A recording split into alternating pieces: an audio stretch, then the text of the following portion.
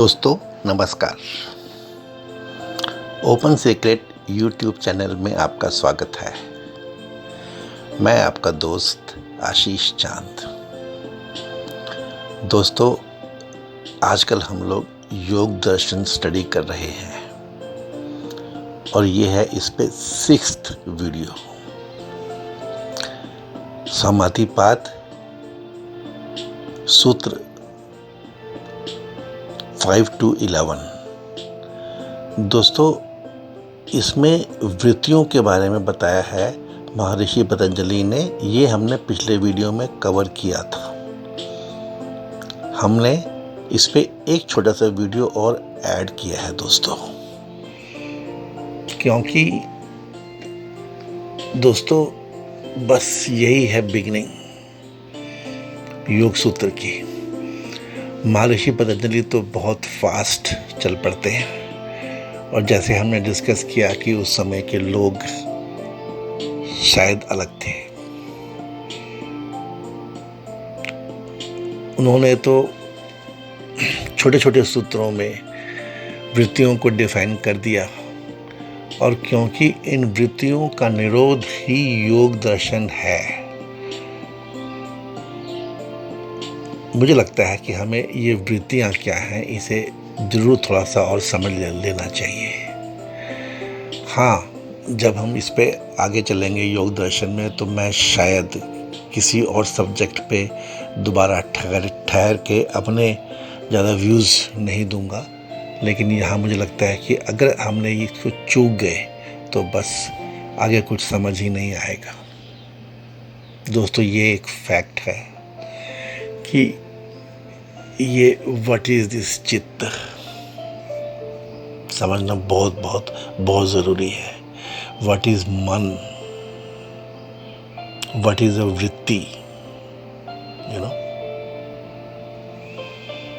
ये मन, चित्त एवं वृत्ति का व्यापार क्या है हमारे भीतर, इनकी प्रकृति व स्वभाव क्या है दोस्तों, ये समझने वाली बात है। इनकी वर्तमानता का अस्तित्व क्या है,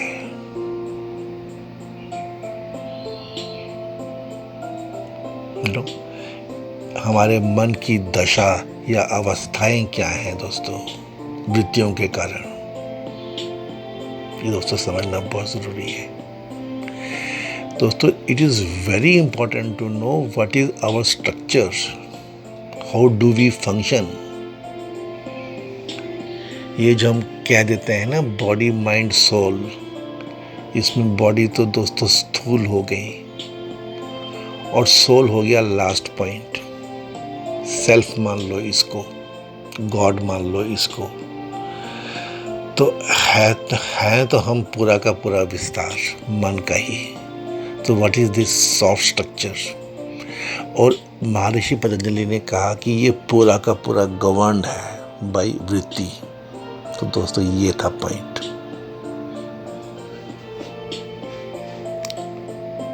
उम्मीद करता हूं आपको हमारा इस पे थोड़ा और रुकना ठीक लगा होगा।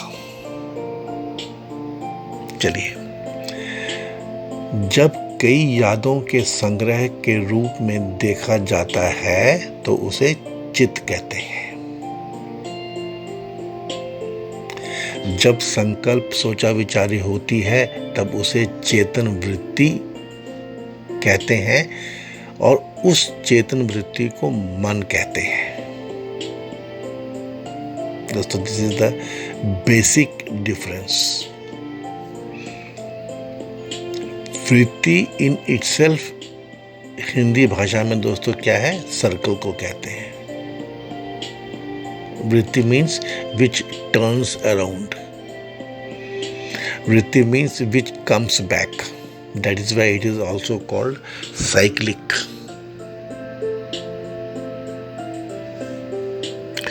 यादों के समंदर में लहरों का खेल जो है ना दोस्तों, वो है वृत्ति। नया है ये, हर पल नया है, जो पलक झपकते ही बदल जाता है, वो है वृत्ति दोस्तों। जरा मन और चित्त में अंतर समझें दोस्तों। इन चित्त देयर एग्जिस्ट चित्त की वृत्तियां। समटाइम्स वन वृत्ति राइजेस एंड समटाइम्स अदर वृत्ति rises. Like waves rise in the sea, the lahar that is rising is one which is visible, which is affecting, which is rising over the others. दोस्तों ये point एक समझिए आप। जैसे ज्वार भाटा को समझिए दोस्तों, समुद्र के किनारे कभी आप खड़े हुए हैं, कभी सी बीच पे गए हो तो कुछ लहरें जो हैं वो ऊंची उठ के आती हैं बाकी लहरों से ऊपर उठ के, हाई एंड फार। हर एक कोई ऐसी लहर नहीं होती है, कोई लहर ऐसी होती है जो बाकी सबसे ऊपर उठ के आती है। That one goes up. Same happens inside the chit. Chit is one, but वृत्तियां are many. ये बात सही है कि these are of 5 kinds, which we have studied. 5 types of waves होती हैं, इसको ऐसा समझ लो दोस्तों, ये हमने समझ लिया है। चित्त is the sea of वृत्तिस and smritis, यादों का भी। ये लहर समुद्र की ही होती है, चित ही है ये। एंड व्हाट इज मन? मन इज द राइजिंग वृत्ति। जो ये वृत्ति उठ रही है ना दोस्तों, ये है मन।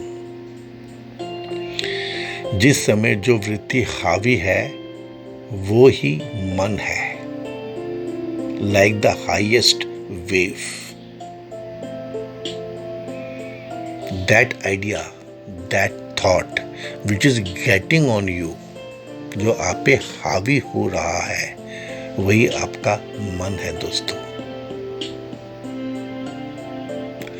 सो मन को पैदा करने वाला चित्त है। एंड व्हाट इज चित्त?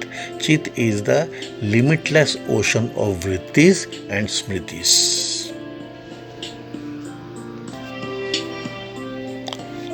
मन takes birth and dies many times. इसी को मन की गति कहते हैं दोस्तों। It keeps on changing. But chitta sagar of whatever you gather from your senses, sanskaras, vrittis and smritis, thoughts, ideas, it keeps getting stored as impressions in the chit.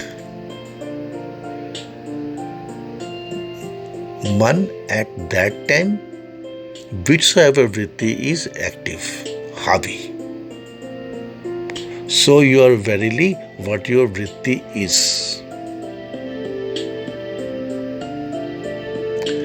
हाँ, हावी कई तरीकों से ये हो सकता है। कर्म करवाता है या केवल आइडिया देता है। तो this is the concept between मन एंड चित्त। दोस्तों, हमने वो समझा था ना कि विषय तो है ही। मन ने आपकी सेंसेस को जो डायरेक्ट किया, जैसे एक पेड़ है, आप उसको देख रहे हो या नहीं भी देख रहे हो, तब आपके मन ने आपको कुछ और डायरेक्ट कर दिया कि अब तो आवाज़ सुन लो, चिड़िया को देख लो।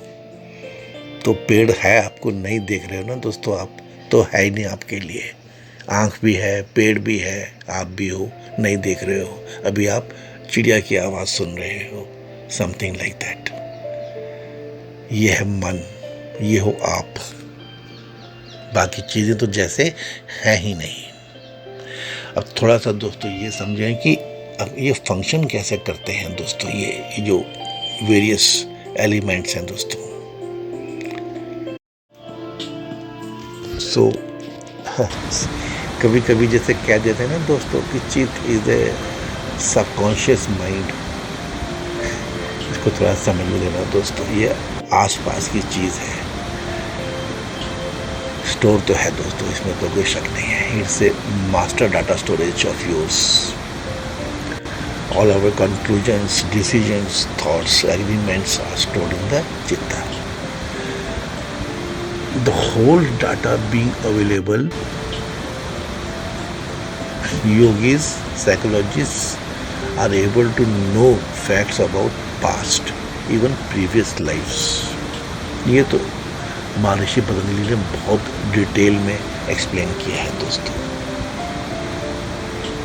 You know, or practices and they go on life after life.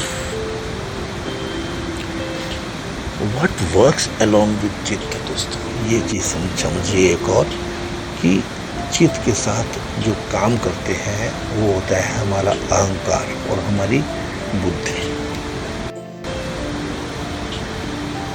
मानस कहते हैं ना इसको दोस्तों, मानस, चित्त, बुद्धि, अहंकार। तो मन राइजिंग वृत्ति है, तो मानस क्या हुआ, मानसिकता क्या हुई दोस्तों। यह चीज एक बहुत सिंपल सी। So let us just dwell on the process. जैसे दोस्तों मान लो कि आपने एक चीज देखी या खाई या सुनी, आप कुछ भी समझ लो दोस्तों, तो आपको वो चीज़ ठीक लगी, अच्छी लगी, और आपके ही एक साथ खड़े दोस्त को वो चीज़ बेकार लगी, बुरी लगी। सो विषय, ऑब्जेक्ट एक ही है, सेम विषय is found to be of opposing quality to the two people. Why talk of two people? Even you feel differently about the same vishay at each moment, at each different moment. I think now it becomes very clear. It is man, not that is your chitta which is saying that. You know, चित्त कुछ बात ही नहीं करता है कभी भी। मन says, Chitta does not say. And how does this man conclude? Sense experience is same, but the conclusion is different. विषय सेम है, सेंस एक्सपीरियंस सेम है, कंक्लूजन डिफरेंट है दोस्तों। ये है एक process, and this is the process of your making. जो ये स्ट्रक्चर के ऊपर बात समझना चाह रहे हैं ना दोस्तों, वो यही है दोस्तों। दुनिया अलग अलग है, अद्वैत सिद्धांत है ये, इसको समझिए दोस्तों। That is why it is understood that जीव है, प्रकृति है, सब सत्ता इंद्रियों के अंदर है। इंद्रियां निरोध हो जाए या हो जाने से ना कोई संसार है, ना कोई जीव है, सिर्फ भ्रम है। इसलिए सत्ता इंद्रियों की ही है ही नहीं। हाँ, कर्म की सत्ता है, पर जो आप इंद्रियों से अनुभव कर रहे हैं उसकी कोई सत्ता नहीं है।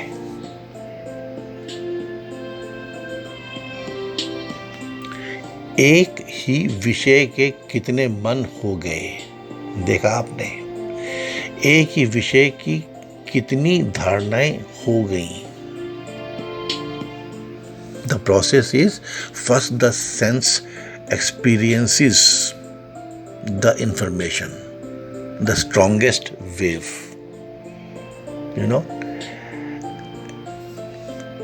goes into our अंतःकरण, क्योंकि मन कर रहा है, that is why, and मन जो भी ये करता है ना, it always does based on its 4 basic requirements which have been discussed, which are same the world over. भय, आहार, निद्रा और मैथ्यून, या काम भी कहते हैं इसको।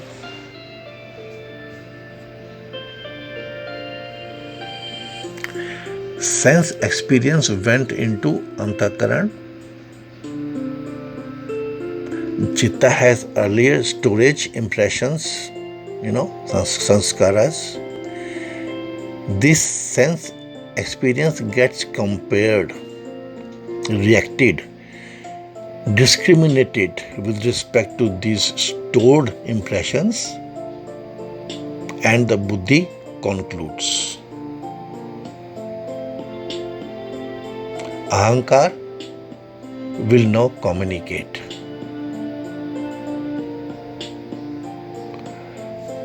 अहंकार जो है फिर ये बोध करा देता है, इसीलिए अहंकार को नींव कहा गया है, बेस कहा गया है। सांख्य में दोस्तों हमने पढ़ा ना, महतत्व के बाद अहम तत्व का जो, because it is the foundation है जीव की। कम्युनिकेट अहंकार के कारण ही होता है दोस्तों। So this is the structure. This is your structure, friends. This is the structure which you have to understand. And once your structure is clear, the making of Yog Darshan also becomes clear to us. पूरा जीवन लय हो जाएगा यदि अहंकार लय हो जाए। समझते हैं friends?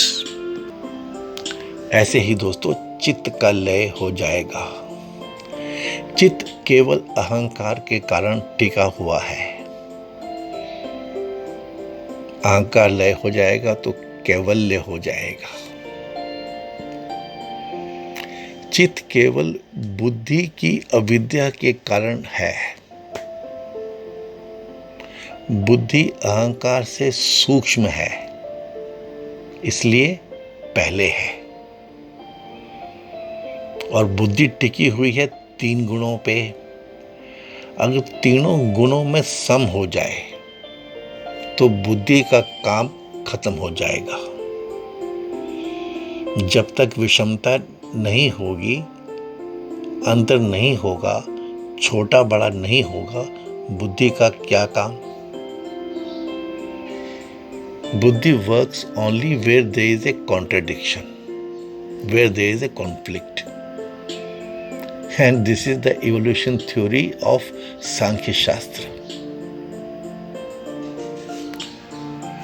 So Buddhi gets sense experiences,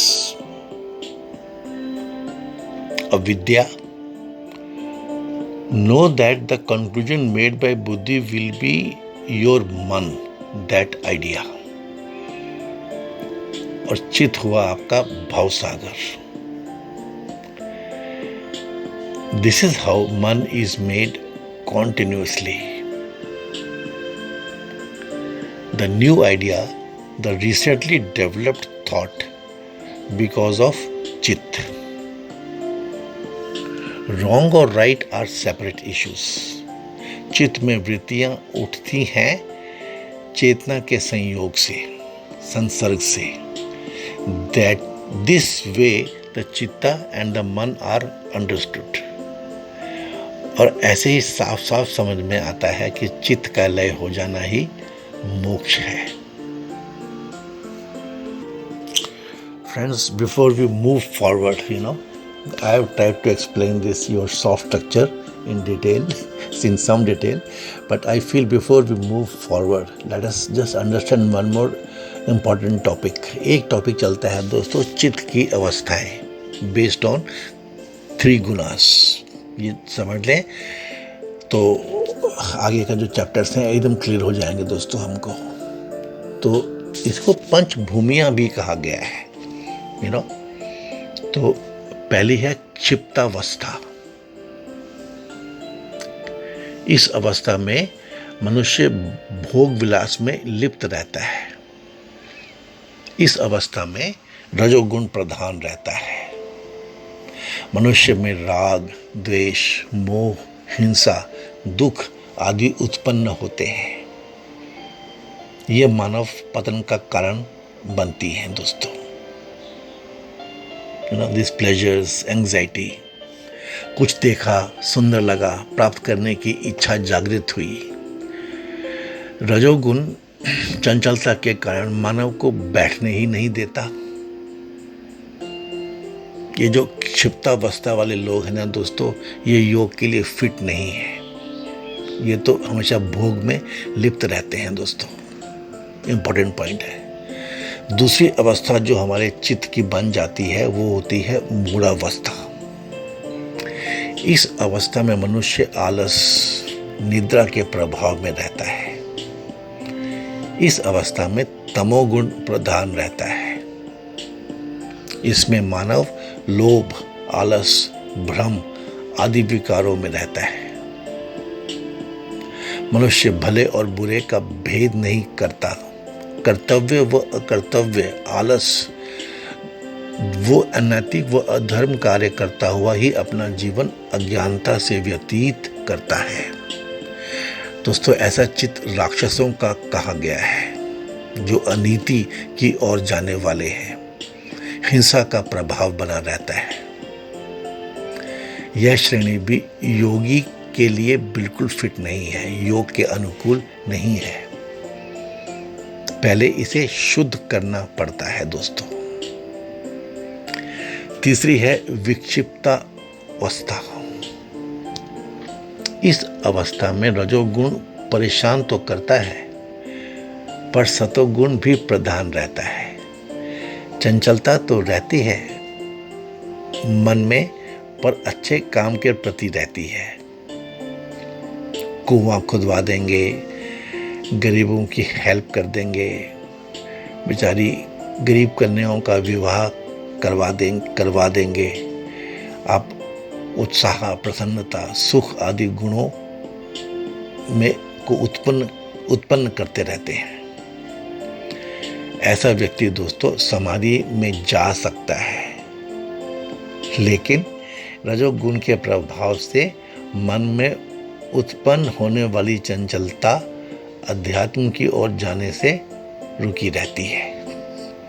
because these are the problems, and these are the characters, ऐसे लोग देवता स्वरूप बन जाते हैं। फिर है एकाग्रता अवस्था। इस अवस्था में सतोगुण प्रधान रहता है। ये ऐसा चित्त होता है जो सबको एक जगह ले आता है, तभी इसे कहते हैं एकाग्र चित्त। It can focus, it can concentrate, it is fit for yoga. व्यक्ति पूर्ण रूप से निर्मल तथा स्वस्थ रहता है। ये अवस्था संप्रज्ञात समाधि भी कहलाती है। Okay friends, and last, fifth is निरुद्धावस्था। यह अवस्था सिद्ध योगियों की होती है। इस अवस्था में किसी प्रकार का विशेष नहीं रह जाता, इसमें संस्कार ही शेष रह जाते हैं। इसे शून्यता की स्थिति भी कहा जाता है। नो डिस्ट्रैक्शंस, ध्यान में भंग नहीं होता। ये सिद्ध व्यवस्था कही गई है दोस्तों, सिद्ध अवस्था कही गई है। दोस्तों, मेरा ये स्ट्रांगली मानना था कि इन छोटे छोटे टॉपिक्स को आपके साथ डिस्कस कर लिया जाए आगे बढ़ने से पहले। Then the yoga darshan will be clear to you दोस्तों। In the language of open secret, right from beginning we have been saying always and always this body, mind, soul concept. Mind is all the extension from body to soul. दोस्तों देखिए, लहर का जीवन ही है हमारा। तो लहर क्या है? हमारे चित्त से भागती हुई भूमि की ओर, माया की ओर। So this is the thing, let इसका निरोध करना है दोस्तों, बस। Otherwise life is only running from samudra, which is our chit, our entity, and that running, little running, towards the sand or earth or भूमि और माया। तो बस यही समझ में आता है योगी को। योगी वही है दोस्तों जो दोनों को जान ले कि यहाँ मेरा चित्त है, ये मेरा मन है, ये मेरी वृत्ति है और ये माया है। तीनों को देख ले, बस बॉडी माइंड सोल पहुंच गया। It is hoped, friends, I really hope now that the process affirmed by Yoga Darshan is clear. मेरा तो ये शुरू से मानना रहा है दोस्तों, बीइंग प्रोफेशनल्स, कि बस प्रॉब्लम को प्रॉपर्ली डिफाइन कर लो। In management we were taught 5 whys, 5 why analysis भी कहते थे हमारे वक्त में, तो अब जो कहते हो। तो योग दर्शन कहता है कि 5 वीज को पहचान लो, 5 वृत्तियों को पहचान लो, then you can begin. It is just for joke, तो this is the formation of the basis of yoga darshan. अब हम दोस्तों फिर आगे चलेंगे और महर्षि पतंजलि के हिसाब से ये चित्त वृत्तियों का कंट्रोल कैसे है, या what else he has to tell, we will get to know those things. I expect you would have liked the contents of this video, though you would have known most of it, but placing them in order and placing them at a proper slot when studying Yoga Darshan was important. Thank you very much, friends. I would request you to please give your like to this video. I forgot, I should have told you in between also. दोस्तों शुरू में ही जब देखो video को तो like कर दिया करो दोस्तों, ज़रूरी हो गया है ये बहुत। Okay, thank you friends. Please try to help me in increasing my viewership. Try to see if you can do any support towards my that wing, which does seminars on life management for personal and professional productivity enhancement of Indian professionals. Thank you, friends. May God bless us all. Thanks, friends.